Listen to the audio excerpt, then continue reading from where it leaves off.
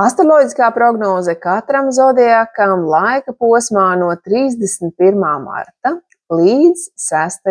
aprīlim. Ko šī nedēļa nesīs mums? Šī nedēļa mums aicina pārdomāt savus vārdus un savu rīcību. Tāpēc visiem kopā iesaku nerunāt un nerīkoties pārsteidzīgi, jo pastāv risks radīt pārpratumus. Nesteidzieties ar lēmumiem, jo Merkūra retrogrāds var maldināt, tāpēc labāk atlikt nozīmīgus finanšu, juridiskos un sadzīves lēmumus. Atgriezieties pie nepabeigtām lietām. Tas ir lielisks veids, lai pārskatītu vecos projektus vai attiecības. Labākais veids, kā izdzīvot šo nedēļu, ir būt pacietīgiem, apzinātiem un elastīgiem. Pieņemiet to, ka viss var nenotikt pēc plāna, bet tas allaž dod iespēju atrast jaunus risinājumus. Bet astroloģiskais lasījums katrai zodiaka zīmē uz šo nedēļu. Auns.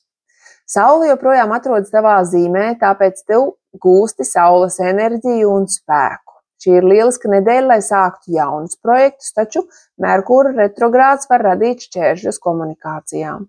Esi pacietīgs un uzmanīgs ar vārdiem. Mans padoms jauniem – nepārsteidzieties ar lieliem lēmumiem, jo var būt neskaidrības. Rūpīgi pārbaudiet informāciju pirms rīkojieties. Vērsis. Tu vari justies šajā nedēļā mazliet noslēgts un noguris, jo šis ir pārdomu laiks un sagatavošanās laiks jaunam sākumam. Iespējams ir neskaidrības darbā un attiecībās, tāpēc labāk šonedēļ ir neko nesteidzināt.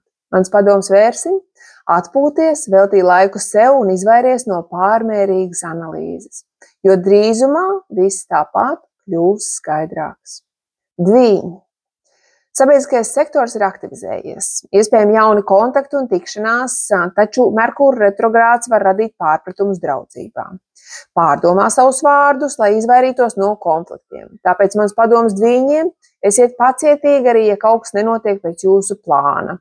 Ieklausieties citos cilvēkos un nepārslogojiet sevi ar daudzām aktivitātēm. Vēzis. Karjeras un atpazīstamības jautājumi šonedēļ ir uzmanības centrā. Tu vari saņemt atzinību un jaunu piedāvājumu, bet visu pārbaudi rūpīgi divreiz, jo atkal Merkūra retrogrāds var radīt neskaidrības. Dari lietas lēnām un pārdomāti. Mans padoms – nesteidzies ar lēmumiem, kas var ietekmēt tavu nākotni. Lauva. Šonedēļ vari sajust vēlmi pēc ceļojumiem, izglītošanās un garīgās izaugsmes. Taču var rasties negaidīti sarežģījumi ar dokumentiem un plāniem. Tāpēc mans padoms lauvām – esi elastīgs un pielāgojies situācijai. Koncentrējies uz ilgtermiņa mērķiem, nevis uz īslaicīgām nērtībām. Jaunava. Iespējams finansiālas pārmaiņas vai emocionālas pārdomas par attiecībām. Merkūra retrogrāds var radīt sarežģījumus līgumos vai naudas jautājumos. Mans padoms jaunavām – izvairieties no impulsīviem tēriņiem un parakstot līgumu, kamēr nav skaidrības par visām detaļām, atturieties. Svari. Attiecības sektors šonedēļ ir uzmanības centrā. Iespējams neskaidrības komunikācijā ar partneriem un sadarbības partneriem. Tāpēc padoms svariem ieklausieties otrā pusē un neaizraujieties ar pārmetumiem. Labāk nogaraidiet, līdz Merkūra retrogrāds būs pārgājis. Skorpions. Darba un veselības jautājumi šonedēļ būs aktuāli. Iespējami aizkavējumi projektos vai pārpratumi darbām. Esiet uzmanīgi un piesardzīgi ar veselību. Neignorējiet veselības ķermeņa signālus. Mans padoms skorpioniem – plānojiet savu laiku efektīvi un neņemiet pārāk daudz pienākumus uz sevīm. Strelnieks. Mīlestība un radošums šonedēļ ir uzmanības centrā. Tu vari atklāt kādu cilvēku sen neredzētu no pagātnes un pārskatīt savas romantiskās attiecības.